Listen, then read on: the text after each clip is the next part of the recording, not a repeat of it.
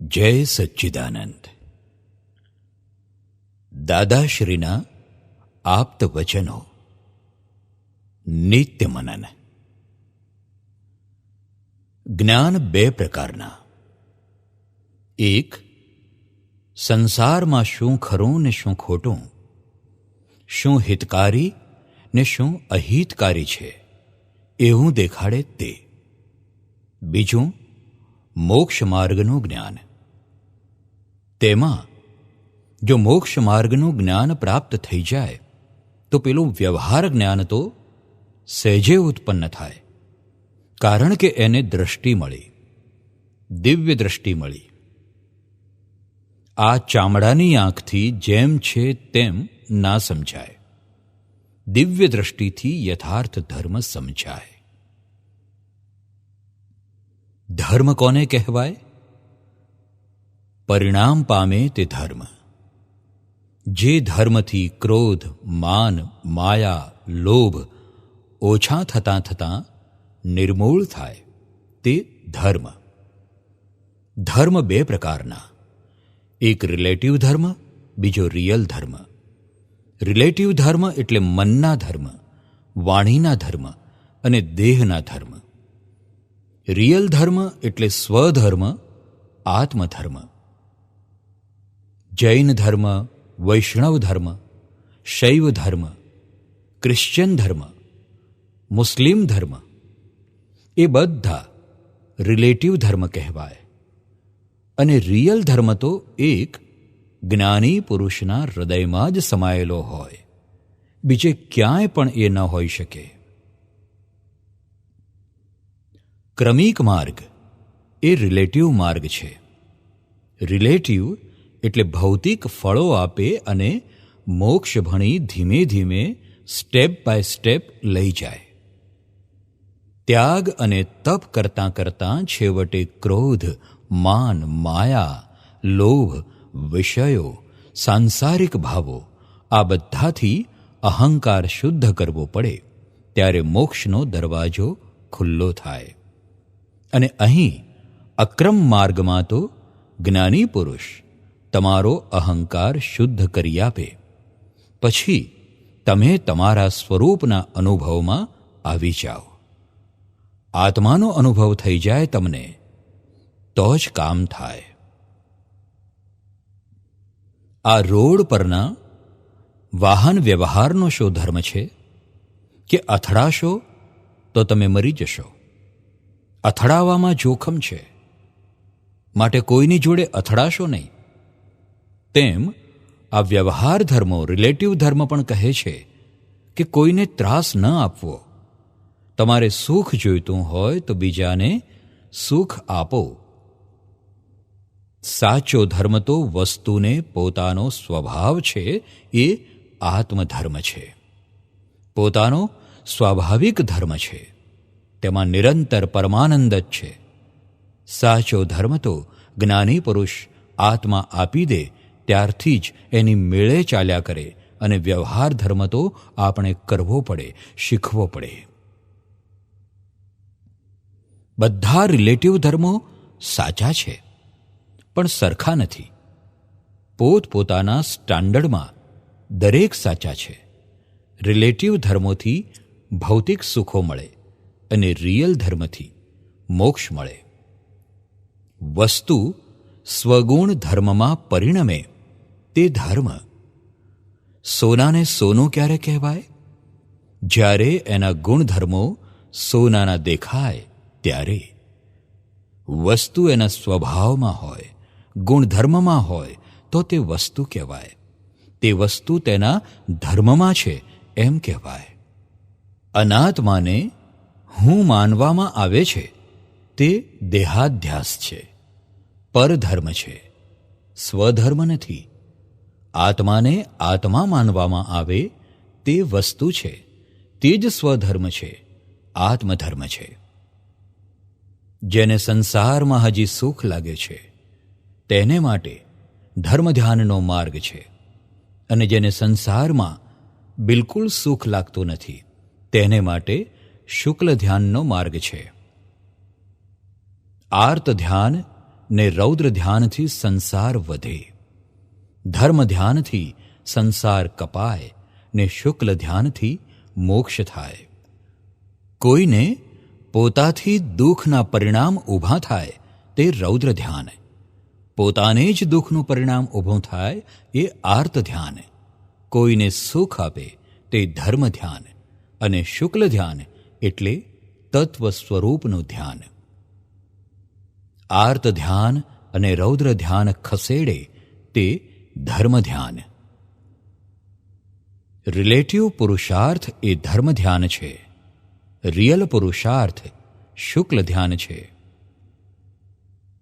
સામો આપણું અહિત કરે છતાં એને માટે આપણું ધ્યાન ન બગડે એ પુરુષાર્થ છે, અને એની આપણને અસર જ ન થાય એ પરાક્રમ છે. કોઈ આપણું અહિત કરે, અપમાન કરે કે ગજવું કાપે તો એ આપણા જ ઉદય કર્મને આધીન છે. એમાં કોઈનો દોષ નથી, એ તો નિમિત્ત છે, અને નિમિત્તનો પરમ ઉપકાર માનવો કે અહો એક કર્મમાંથી મુક્ત કર્યો. આ જ યથાર્થ ધર્મ ધ્યાન છે. ધર્મ તો તેનું નામ કહેવાય કે જે ધર્મ થઈને પરિણમે. સામો ગાળ ભાંડે તે ઘડીએ ધર્મ મદદ કરે, આપણા પરિણામ બદલાવા ના દે. જગતના ધર્મો એ વિકલ્પ છે. વિકલ્પના બે ભાગ, એક શુભ અને બીજો અશુભ. જગતના ધર્મો, રિલેટિવ ધર્મો શુભ વિકલ્પમાં છે અને મોક્ષ નિર્વિકલ્પમાં છે. મોક્ષ એટલે મુક્ત ભાવ, સાંસારિક બંધન ન લાગે. સંસારી સર્વ દુઃખોનો અભાવ એ પહેલો મુક્તિનો અનુભવ, ને સ્વાભાવિક સુખનો સદભાવ એ છેલ્લો મુક્તિનો અનુભવ. પહેલી મુક્તિ કોઝિસ, કારણ રૂપે છે. બીજી મુક્તિ ઇફેક્ટ, કાર્ય રૂપે છે. સર્વજ્ઞની ભાષામાં તો આત્મા અબંધ જ છે, નિરંતર મોક્ષ સ્વરૂપ જ છે, ક્યારેય એ બંધાયો નથી. છૂટેલાની સમજણે ચાલીશ તો છૂટીશ, બંધાયેલાની સમજણે ચાલીશ તો બંધાઈશ. આત્મા જાણવા ખાલી વાતને જ સમજવાની છે, કરવાનું કંઈ જ નથી. તમારી સમજણ ભૂલ વગરની થશે ત્યારે મોક્ષ થશે. તું પોતે મોક્ષ સ્વરૂપ જ છે, તું પોતે પરમાત્મા છે. માત્ર ભૂલ વગરનું જ્ઞાન ને ભૂલ વગરની સમજણનું ભાન થવું જોઈએ. તમે શુદ્ધાત્મા તો છો જ, પણ તેનું ભાન થવું જોઈએ. આત્મામાં આત્મબુદ્ધિ એનું નામ મોક્ષ, અને દેહમાં આત્મબુદ્ધિ એ સંસાર. દ્રષ્ટિ દ્રશ્યમાં પડ્યા કરે છે, દ્રષ્ટામાં પડતી નથી. ચર્મચક્ષુથી દ્રષ્ટિ દ્રષ્ટામાં પડે જ નહીં.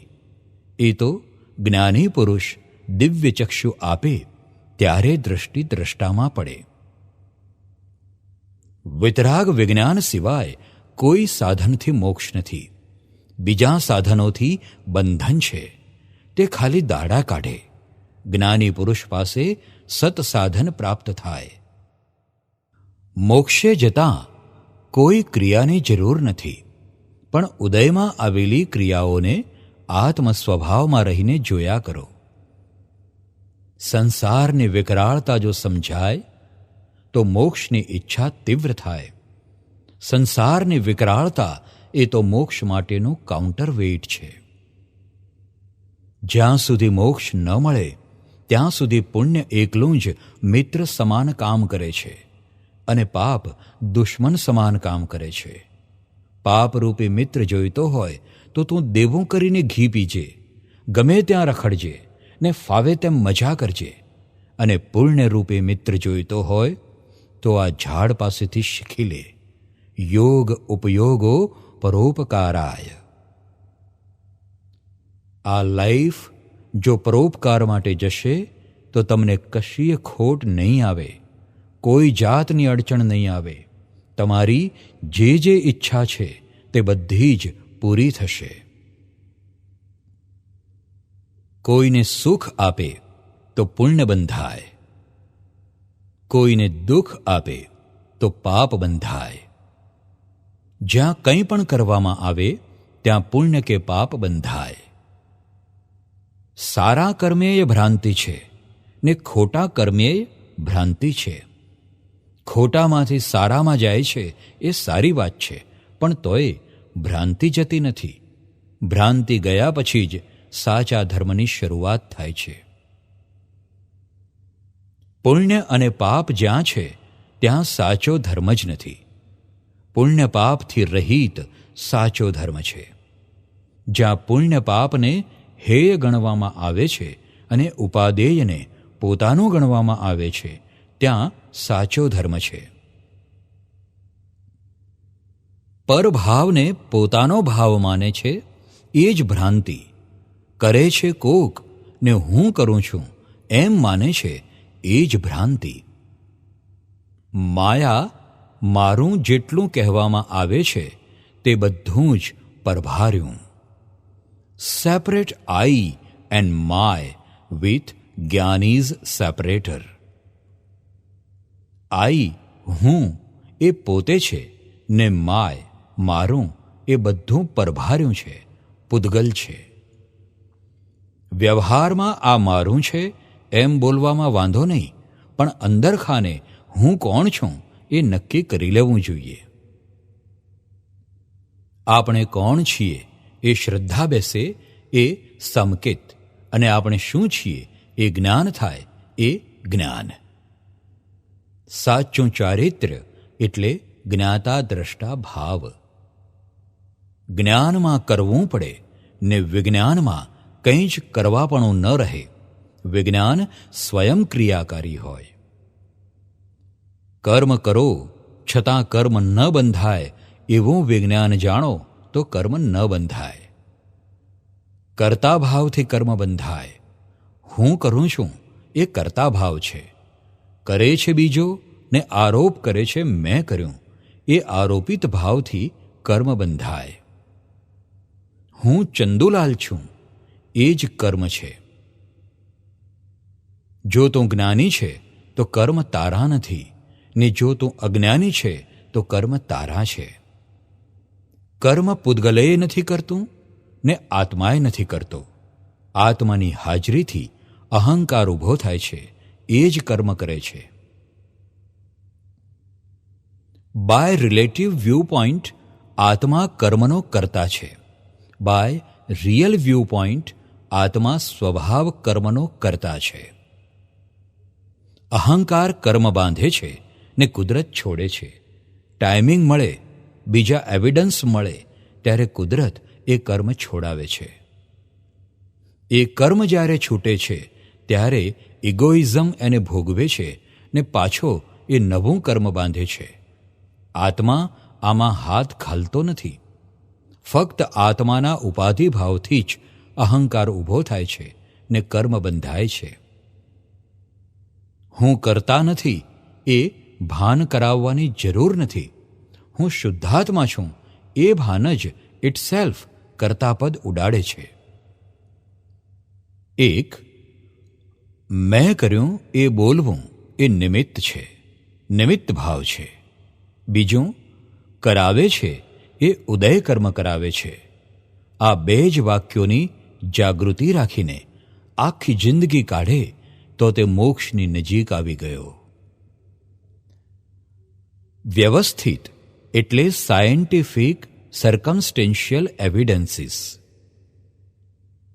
જ્યારે દેહાધ્યાસ હતો ત્યારે મય ભાવ કરે કે મારે પરણવું છે તે વિચાર આવે. તેમાં આત્મા તન્મયાકાર થાય એ અવસ્થિત થયો કહેવાય. મનની અવસ્થામાં તન્મયાકાર થયો તે અવસ્થિત થયો કહેવાય. અવસ્થિત એ યોજના રૂપે છે ને વ્યવસ્થિત એ રૂપક રીતે છે. અવસ્થિતમાં એવું નક્કી કરે કે મારે સ્ત્રી પરણવી છે, તે વ્યવસ્થિતમાં સ્ત્રી એકલી ન આવે, પણ સાસુ આવે, સસરા આવે, સાળો આવે, કાકી સાસુ, મામી સાસુ બધા જ આવે. ખરું સર્જન તો આપણાથી થાય છે તે જ નૈમિત્તિક ભાવથી, ને વિસર્જન વ્યવસ્થિત કરાવે છે. ડિસ્ચાર્જ સ્વરૂપે જે છે તે વ્યવસ્થિતના તાબામાં છે. ચાર્જ આપણા હાથમાં છે, પણ તે નૈમિત્તિક ભાવે, સ્વતંત્ર રીતે નહીં. સ્વતંત્ર રીતે હોય તો પોતે ગુનેગાર થાય. મન, વાણી ને વર્તનથી 3 બેટરીઓ ડિસ્ચાર્જ થઈ રહી છે. જ્યાં સુધી સ્વરૂપનું ભાન નથી ત્યાં સુધી નવી બેટરીઓ પાછી ચાર્જ થયા કરે છે. એમ ચાર્જ ડિસ્ચાર્જ ચાલ્યા જ કરે છે. ગમે તેવું ડિસ્ચાર્જ થાય તેના પર રાગ થાય, તથા ના ગમે તેવું ડિસ્ચાર્જ થાય તેના પર દ્વેષ થાય. આમ રાગ, દ્વેષ ને અજ્ઞાન આટલાથી જગત ચાલી રહ્યું છે. પુરુષાર્થ કોને કહેવાય? સવારમાં વહેલો ઉઠ્યો, નાહ્યો, ધોયો, વેપાર કર્યો, દોડધામ કરી, કમાયો તેને? ના, ખરેખર આ બધું પ્રારબ્ધ છે. આ તો ખાલી અહંકાર કરે છે અને માને છે કે પોતે પુરુષાર્થ કરે છે. પુરુષ થયા વગર પુરુષાર્થ કેવી રીતે થાય? જ્ઞાની પુરુષ અલખનું લક્ષ્ય બેસાડે, પુરુષ થાય, પછી પુરુષાર્થ માંડી શકે. આત્મા પ્રાપ્ત થયા પછી રિયલ પુરુષાર્થ ચાલુ થાય.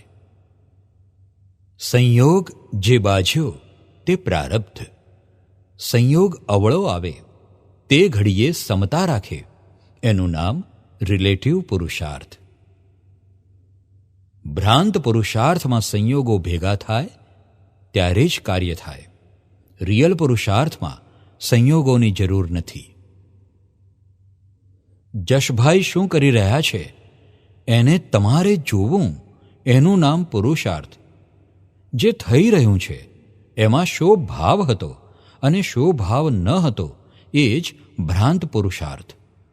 ભ્રાંત પુરુષાર્થમાં વચ્ચે ભાવ આવે ને યથાર્થ પુરુષાર્થમાં જ્ઞાતા, દ્રષ્ટા ને પરમાનંદ.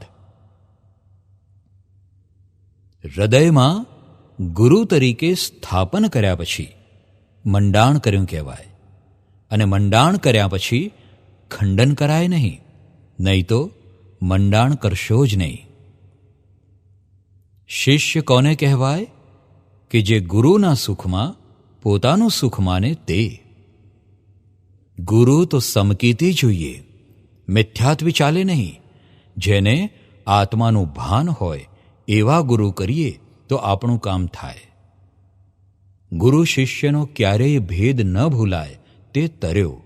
એક ક્ષણ પણ ભૂલ્યો કે હું શિષ્ય છું અને આ ગુરુ છે તે પડ્યો.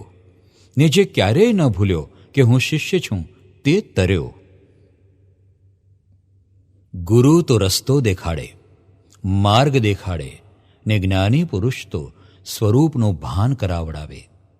જ્ઞાની પુરુષ એટલે જેને જાણવાનું કશું બાકી નથી, પોતે તત્વ સ્વરૂપમાં બેઠા હોય.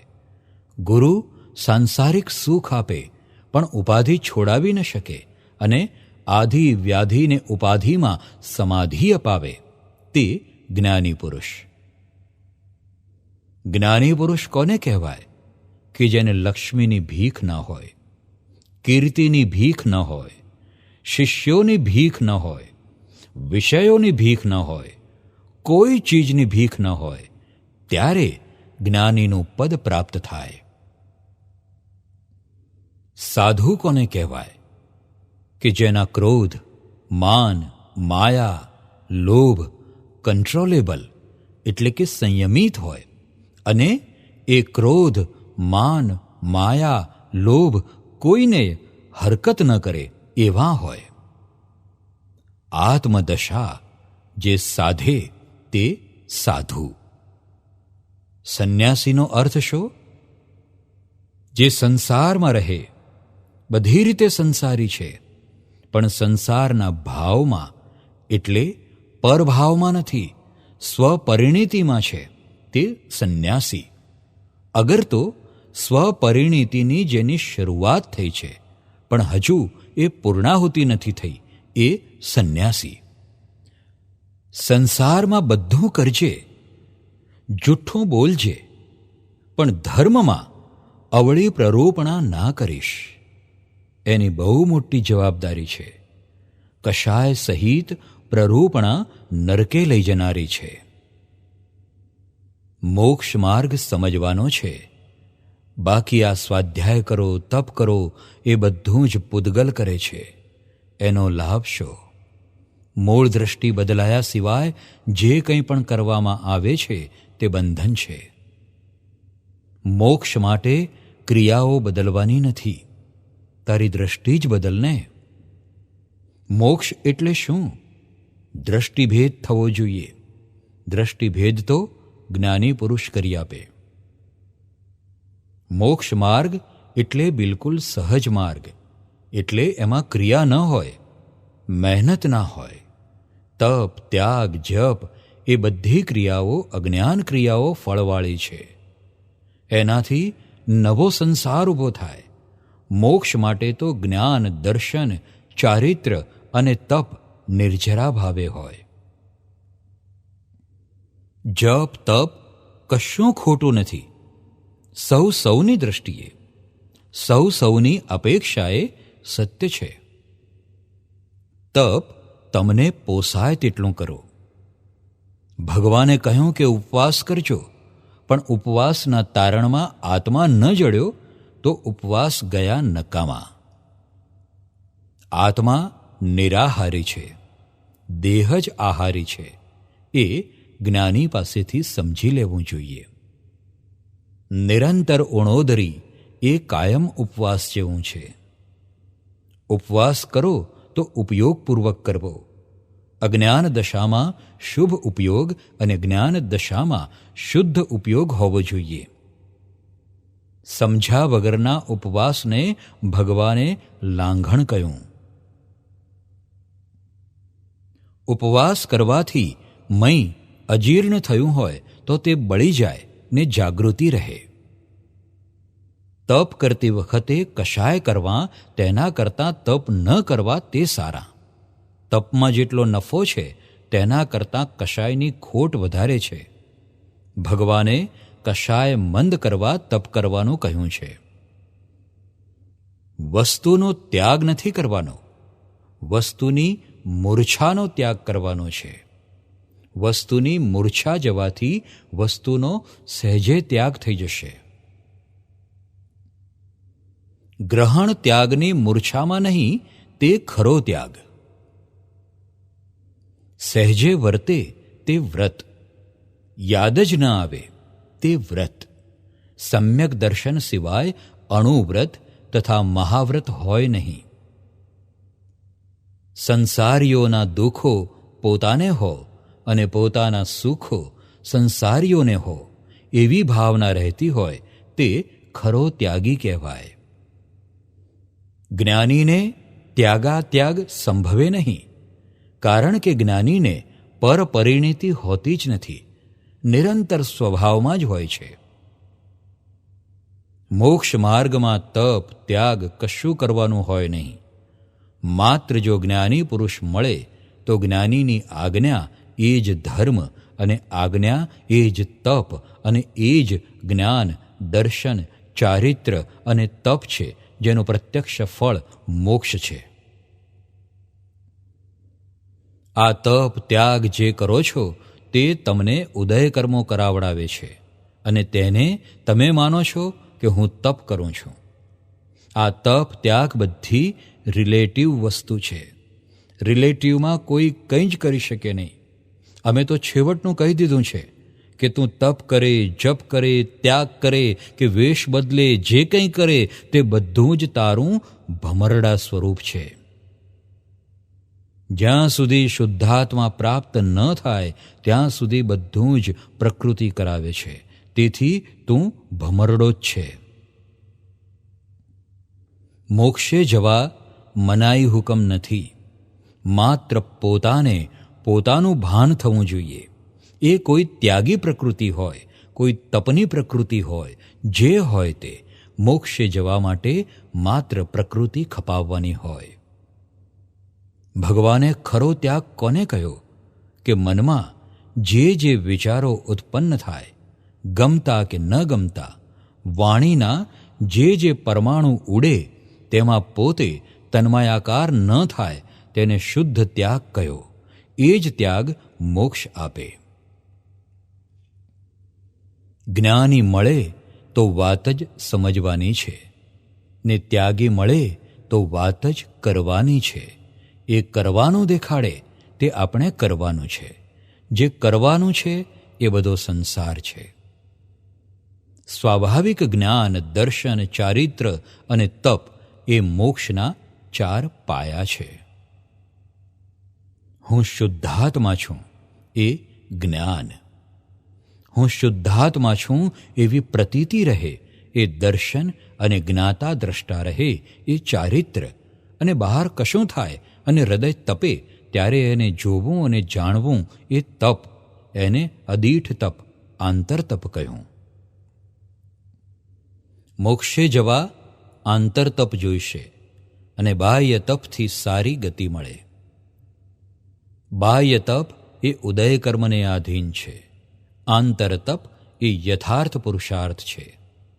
જ્ઞાન, દર્શન, ચારિત્ર અને તપ એ રૂપી નથી, અરૂપી છે. લોકો રૂપીને ખોળે છે, પ્રત્યક્ષ દેખાતું ખોળે છે. વિતરાગોનું કહેલું જ્ઞાન, દર્શન, ચારિત્ર અને તપ રૂપી નથી, અરૂપી છે. જેણે મોક્ષે જવું હોય તેણે વિતરાગોનું કહેવું માન્ય કરવું પડશે. આત્મા અને અનાત્માના સાંધાને એક ન થવા દે તે ખરું તપ. પ્રાપ્ત તપને ભોગવ, અપ્રાપ્ત તપને ઊભા ન કરીશ. કળિયુગમાં તારે તપ, ત્યાગ બહાર ખોળવા નહીં જવું પડે. ઘેર બેઠા જ પ્રતિકૂળતા હોય તેને તું શાંતિપૂર્વક નિરાતે ભોગવ. આપણા નિમિત્તે સામાને કિંચિત માત્ર દુઃખ તો ન થાય, પણ આપણું મન સામાને માટે સહેજ પણ ના બગડે એનું નામ પ્રાપ્ત તપ. પ્રાપ્ત તપ કરે ને કોઈને જાણવા ના દે એ ખરું તપ. પ્રાપ્ત તપમાં સામાનું જેટલું આશ્વાસન લે એટલું તપ વધારે કરવું પડે. સામો એટલું આપણા તપમાંથી કમિશન લઈ જાય. રોકડું પ્રતિક્રમણ કરો એ આંતરિક તપ. ત્યાગીઓ નિયમી કહેવાય. સમ્યક દર્શન વગર કોઈ સંયમી કહેવાય નહીં. જ્ઞાનીઓ સંયમી કહેવાય. સંયમ ક્યારથી કહેવાય? આર્ત ધ્યાન ને રૌદ્ર ધ્યાન બંધ થાય ત્યારથી. ક્રોધ, માન, માયા, લોભના સંયમને સંયમ કહેવાય. કંટ્રોલેબલ ક્રોધ, માન, માયા, લોભને પણ સંયમ કયો, કારણ કે બીજાને કિંચિત માત્ર નુકસાન ન કરે. અને જ્ઞાનીઓનો સંયમ એટલે ક્રોધ, માન, માયા, લોભ બિલકુલ હોય જ નહીં. સંયમ પરિણામ એટલે આત્મ પરિણામ અને પૂદગલ પરિણામ બંને જુદા યથાર્થપણે રહે તે. ક્રોધ, માન, માયા, લોભ ક્યાંથી જન્મ્યા? વિષયમાંથી. એમાં વિષયનો દોષ નથી, અજ્ઞાનતાનો દોષ છે. રૂટ કોઝ અજ્ઞાનતા છે. સ્વસ્વરૂપનું ભાન નથી એટલે કશાય આત્મા છે અને તે જ વિષય છે. જ્ઞાન આત્મા થયા પછી વિષયો નિર્જરા ભાવે હોય છે. આત્મા અને અનાત્મા વચ્ચે કશાય રૂપી સાંકળ છે. સંયમ અને અનાત્મા વચ્ચે કશાય રૂપી સાંકળ છે. સંયમ સ્વરૂપ એ શુદ્ધાત્મા અને કશાય સ્વરૂપ એ પૂદગલ. કશાય ઉત્પન્ન થાય તો તેને જુદું રાખવું કે આ તો પૂદગલ છે. જો આ કશાયને આપણે એક થઈએ તો એ દુઃખ દે.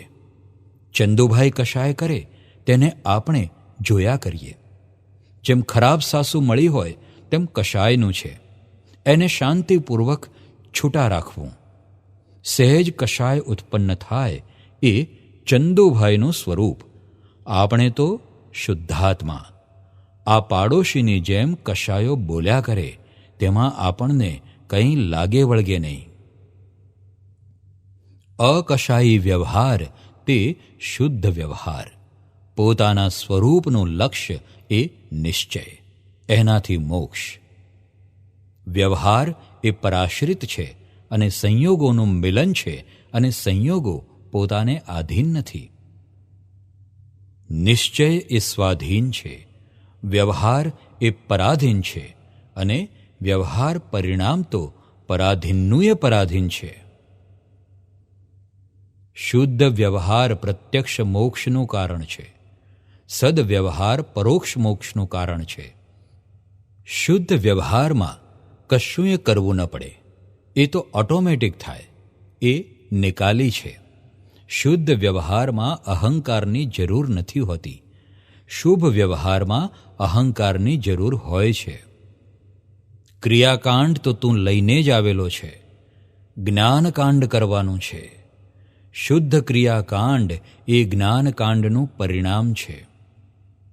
જ્યાં સુધી હું કરતા છું એવું ભાન છે ત્યાં સુધી ક્રિયાકાંડ છે. હું કરતા છુંનું ભાન જાય એટલે મોક્ષ. હું કરતા છું ત્યાં સુધી ધર્મ ને કર્તાપદ છૂટે તો વિજ્ઞાન છે. ક્રિયાકાંડ શું છે? જ્યારે જ્ઞાની ન હોય, મોક્ષ માર્ગનો નેતા ન હોય, ત્યારે લપસી ન પડાય તેના માટે ક્રિયાકાંડ જોઈએ. એ શુભ ક્રિયા છે.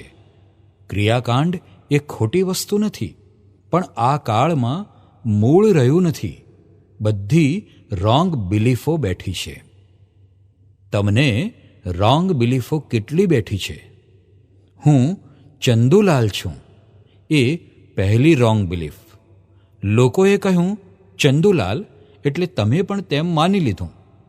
પછી આ બાઈનો ધણી થવું એ બીજી રોંગ બિલીફ. આ છોકરાનો બાપ થવું એ ત્રીજી રોંગ બિલીફ. હું આમ છું, હું કલેક્ટર છું, હું ફલાણો છું, એવી કેટલી બધી રોંગ બિલીફો છે. જ્ઞાની પુરુષ રાઈટ બિલીફ આપે ત્યારે રોંગ બિલીફ જાય. જ્યારે હું મૂર્ખમાં મૂર્ખ એવું સમજાય ત્યારે આત્મજ્ઞાનના ઉદયની શરૂઆત થાય. જીવ માત્ર સુખને ખોળે છે. કાયમનું સુખ, શાશ્વત સુખ ખોળે છે. તે આમાંથી આવશે, તેમાંથી આવશે એમ કરીને ભટક્યા કરે છે. પણ કશું આવતું નથી. ઉલટો વધારે જંજાળોમાં ગૂંચાય છે. સુખ પોતાની મહી જ છે, આત્મામાં જ છે. સુખ તો મોક્ષમાં જ છે, અને મોક્ષ માટે રાગ દ્વેષ નહીં પણ અજ્ઞાન કાઢવાની જરૂર છે. મોક્ષ છે ત્યાં કષ્ટ નથી, ને જ્યાં કષ્ટ છે ત્યાં મોક્ષ નથી. કષ્ટ એ હઠાગ્રહ છે. મોક્ષ માર્ગ અઘરો નથી, સંસાર માર્ગ અઘરો છે. ટાંકી ભરેલા પાણીને ઉકાળતા કેટલી બધી મહેનત લાગે. અને ઠંડુ કરવું હોય તો શું કરવું? નિરાંતે સૂઈ જવું. કારણ પાણીનો સ્વભાવ જ ઠંડો છે. પોતે પોતાના સ્વભાવમાં આવવું એનું નામ મોક્ષ, ને વિભાવમાં જવું એનું નામ સંસાર. આ ભેદ જ્ઞાન કરાવવા જ્ઞાની મળવા જોઈએ તો જ કામ થાય, નહીં તો કરોડો અવતારે ઠેકાણું પડે એમ નથી. જ્ઞાનમાં તો શું કહે છે? પહેલાં તમે એક્ઝેક્ટ સમજો અને જાણો. ક્રિયા એની મેળે બંધ થઈ જાય. અમલમાં મૂકવાનું નથી. જ્ઞાનમાં કશું જ જાણવાનું નહીં, ખાલી સમજવાનું જ છે. ખાલી સમજ જ જ્ઞાનમાં પરિણામ પામશે. 4 પ્રકારના યોગ. પ્રથમ, દેહ યોગ. દેહના પાછળ ચક્રો આગળ એકાગ્રતા કરવી તે. બીજું, વાણી યોગ, જપયોગ. ત્રીજું મનોયોગ, ધ્યાન કરે તે. ચોથું આત્મયોગ, સ્વરૂપનું જ્ઞાન. મોક્ષે જવા આત્મયોગ જોઈશે. આત્માનો અજાણ આત્મયોગ શી રીતે કરી શકે? બહુ મથે ત્યારે એકાગ્રતા થાય. ધ્યાન ક્યારે થાય? પોતે ધ્યાતા થાય ત્યારે. ધ્યાન કરાય નહીં, ધ્યેય નક્કી કરાય. ધ્યાન એ ધ્યેય નક્કી કર્યાનું પરિણામ છે.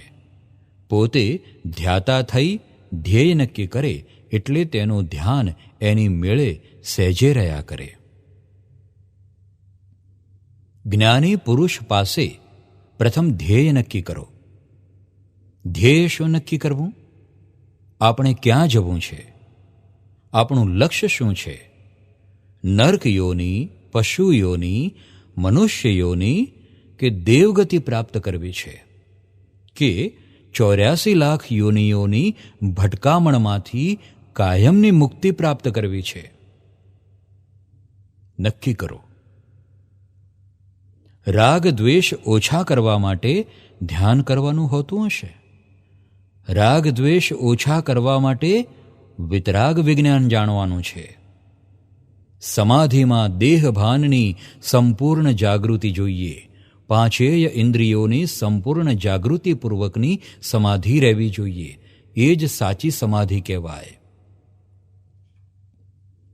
સમાધિમાં દેહભાન જાય એ કોના જેવું છે?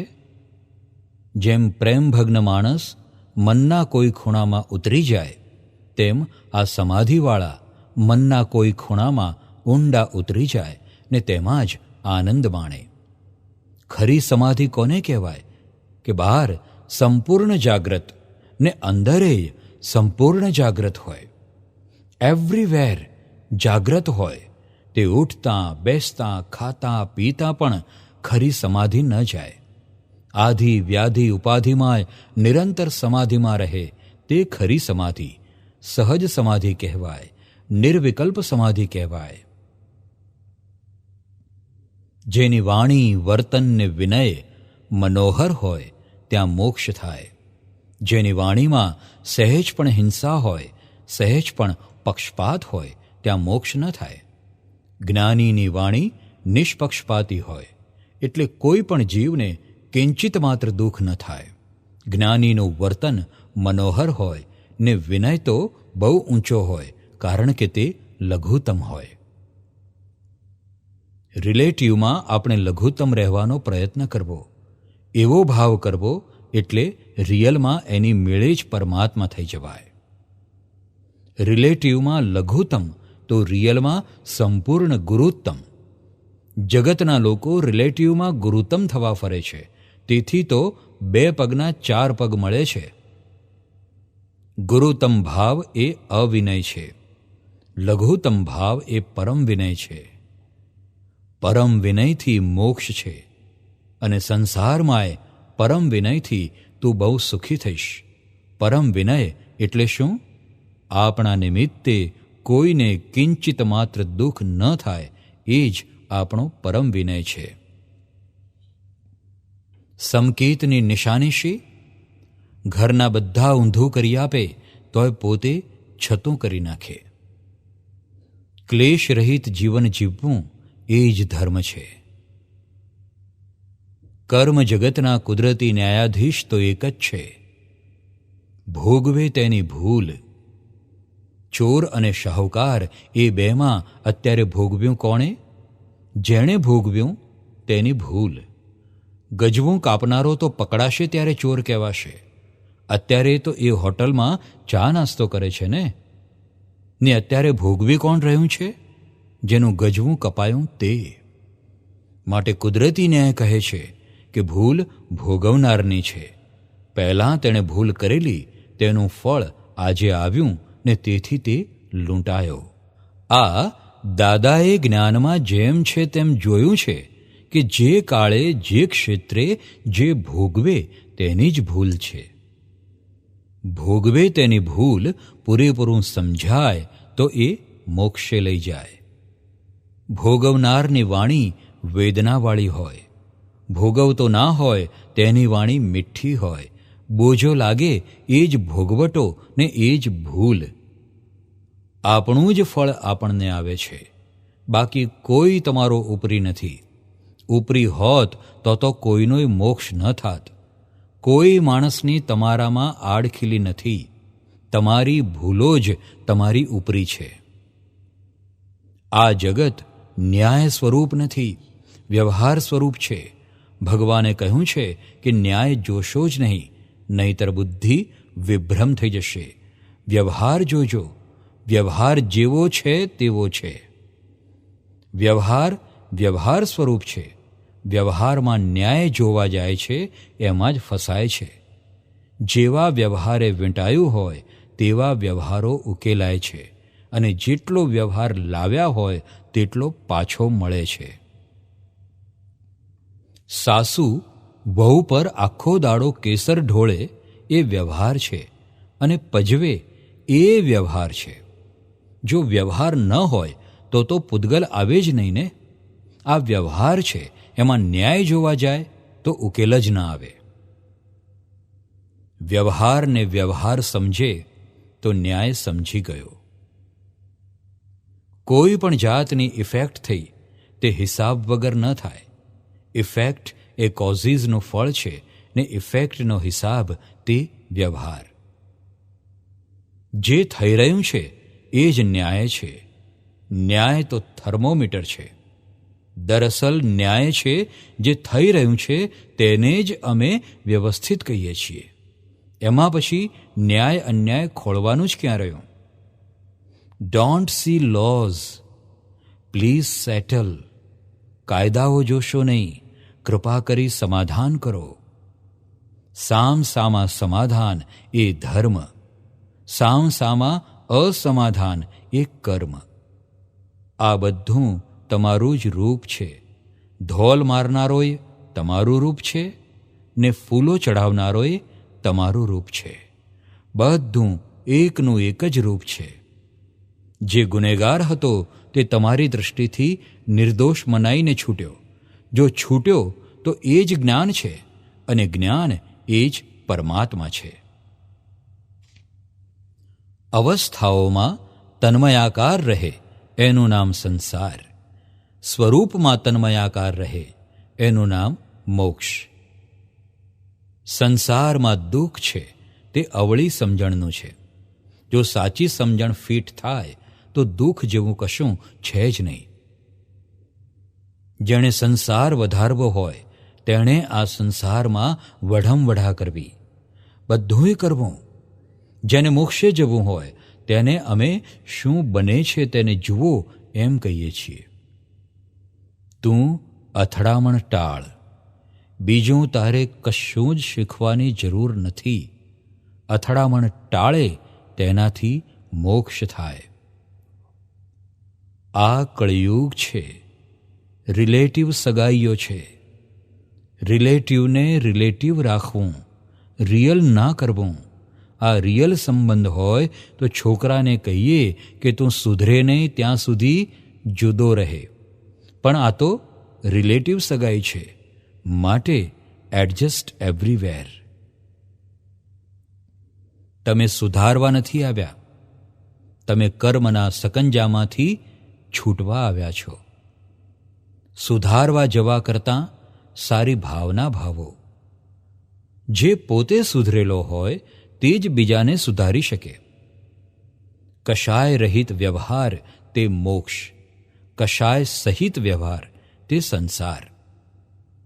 સામાના દોષો દેખાય તે સંસારની અધિકરણ ક્રિયા, અને નિર્દોષ દેખાય તે મોક્ષ ક્રિયા.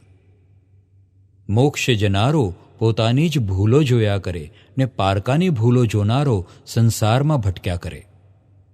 અભિપ્રાય જ ન રહે ત્યારે નિર્દોષ થવાય. અભિપ્રાય એ આપણી જ ભૂલનું પરિણામ છે. ચોર ચોરી આપણા દેખતા કરે તોય તેના પર પૂર્વગ્રહ ન રાખશો, કાલે એ શાહુકારે થઈ જાય. જેવો અભિપ્રાય વર્તાય છે તેવું આવતા ભવનું બીજ પડે છે, ત્યાં જ ચાર્જ થાય છે. માણસ પૂર્વગ્રહથી રહિત થાય તો પરમાત્મા થાય. સાકારને નિરાકાર કરવું પડશે. આત્મા નિરાકાર છે, પણ એના માટે અભિપ્રાય છે એ જ સાકારી ભાવ છે. નિરાકારી માટે સાકારી ભાવ એ વિરોધાભાસ છે. વિરોધાભાસ કાઢવા માટે નિરાકાર ભાવમાં આવવું પડશે. અમે નિરાકારને નિરાકાર જોઈએ અને નિરાકાર ભાવમાં રહીએ. નિરાકાર આત્મા માટે સાકાર ભાવ કરવાથી આત્માનું છેદન થાય છે. કેવી મોટી ભૂલ થઈ! રાગ દ્વેષ ને અજ્ઞાનમાં મૂળ રૂટ કોઝ અજ્ઞાન છે. રાગ દ્વેષ તો પારિણામિક ભાવ છે. અજ્ઞાન જાય એટલે એ તો જતા રહેશે. પારિણામિક ભાવનો ખ્યાલ નહીં હોવાથી જગત રાગ દ્વેષ છોડવાનું કહે છે. પણ શી રીતે છૂટે? એવું કંઈ જ્ઞાન મળે તો જ છૂટે. દુનિયામાં ધર્મ બે પ્રકારના હોય છે. આત્મા અને પરમાત્માને અભેદ સ્વરૂપે ઓળખવા તે એક પ્રકારનો ધર્મ છે, અને આત્મા અને પરમાત્માને ભેદ સ્વરૂપે ઓળખવા એટલે કે હું અને ભગવાન બે જુદા છીએ એ રીતે ઓળખવા તે બીજા પ્રકારનો ધર્મ છે. ભક્તિ માર્ગ એટલે ભક્ત અને ભગવાન જુદા. હું પોતે જ પરમાત્મા છું એવું જેને ભાન થયું તે જ્ઞાન માર્ગ. ભગવાન પ્રાપ્ત કરવાના બે માર્ગ છે. એક પરોક્ષ ભક્તિ ને બીજી પ્રત્યક્ષ ભક્તિ. પરોક્ષ ભક્તિમાં વૃત્તિઓ ભગવાનમાં તન્મયાકાર ન રહે. પ્રત્યક્ષ ભક્તિમાં વૃત્તિઓ ભગવાનમાં નિરંતર તન્મયાકાર રહે. મત એ સંસારના ભેદનું કારણ છે ને સત એ અભેદનું કારણ છે. મતાગ્રહથી ક્યારેય મોક્ષ ન થાય. નિરાગ્રહીનો જ મોક્ષ છે. મોક્ષ અને પક્ષ બંને વિરોધાભાસ છે. ભગવાન નિષ્પક્ષપાતી છે. જગત થિયરી ઓફ રિલેટિવના આધારે સત્ય છે અને થિયરી ઓફ રિયાલિટીના આધારે સત્ય નથી. સત્યને સત્ય ઠરાવવા જશો તો તે અસત્ય થઈને ઊભું રહેશે. આ જગતમાં સત્ય ઠરાવવા જેવું નથી. જ્યાં સુધી સત્યનો આગ્રહ હોય ત્યાં સુધી વિતરાગ ના ઓળખાય. જ્યાં કંઈ પણ આગ્રહ છે ત્યાં સંસાર છે. આગ્રહ એ અહંકારનો ફોટો છે. તું બીજાને મારવાની ભાવના કરીશ એટલે તારા આત્મભાવનું મરણ થશે. માટે તું તારા ભાવ મરણ માટે દયા રાખજે. આને ભાવદયા કહી છે. એકલો મોરલ કે સિન્સિયર ઠેઠ સુધી રહે તોય મોક્ષ છે. મોરલ એટલે પોતાના હકનું અને સહેજે મળી આવે એટલી જ વસ્તુ ભોગવવાની છૂટ. જે માણસ પારકાને સિન્સિયર રહેતો નથી તે પોતાની જાતને સિન્સિયર રહેતો નથી. આ વાક્યો તમારી દુકાને લગાડશો.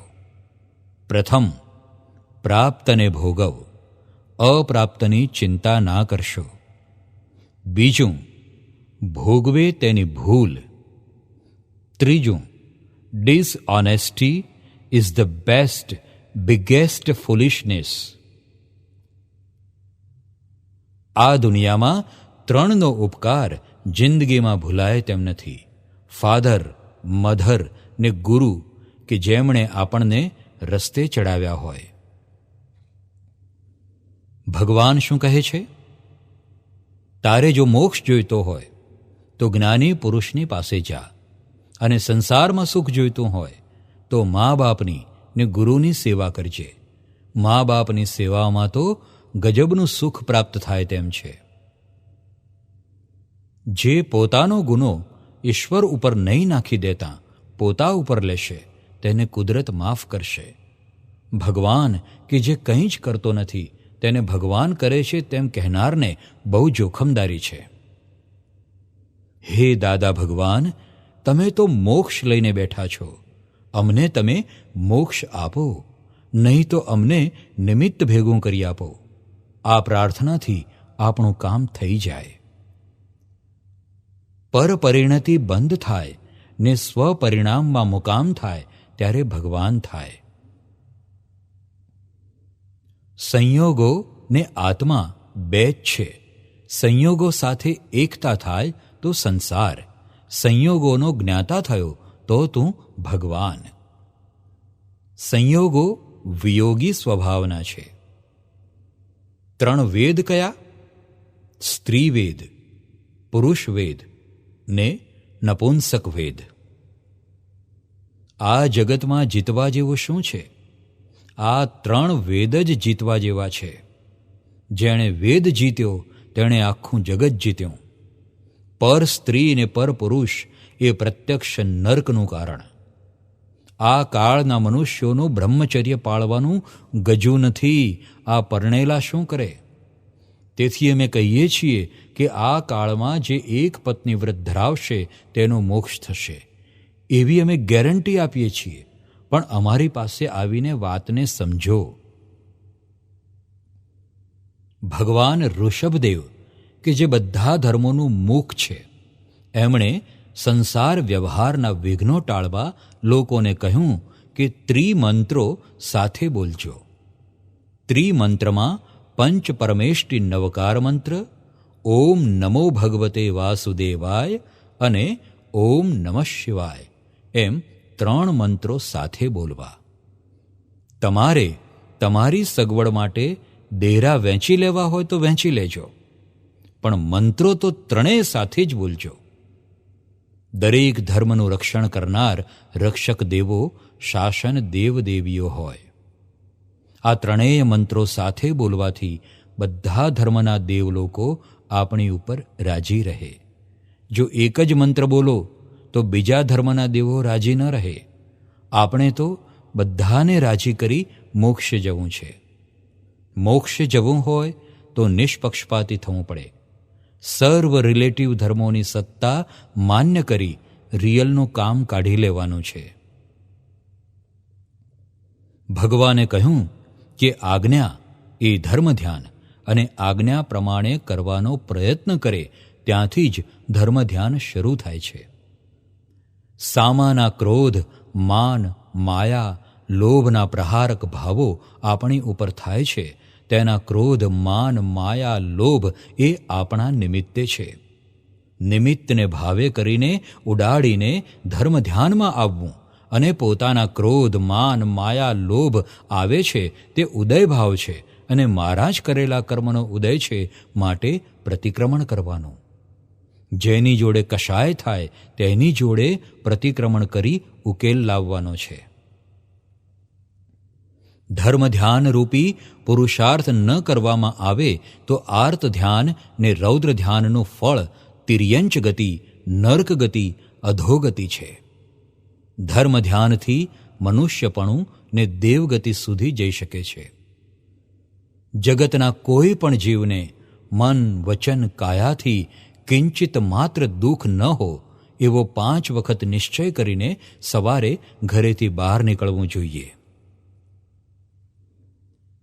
કોઈની પાસે દેવું કરવું જોઈએ નહીં જ, પણ જો કરવું પડે તો વહેલામાં વહેલી તકે દેવું પાછું આપી દેવાનો દ્રઢ નિર્ણય કરવો અને પછી લેવું, અને તે નિર્ણય દેવું પાછું આપતા સુધી રહેવો જોઈએ. પ્રાપ્તને ભોગવો, પ્રાપ્ત વિષય સુખોને ભોગવો. વિષય સુખોમાં ગમતા અણગમતા ભાવ ઉત્પન્ન થાય તેમાં સહિષ્ણુતા રાખી અને કોઈના ઉપર આરોપ ભાવ ન કરવો એ પણ ધર્મ ધ્યાન છે.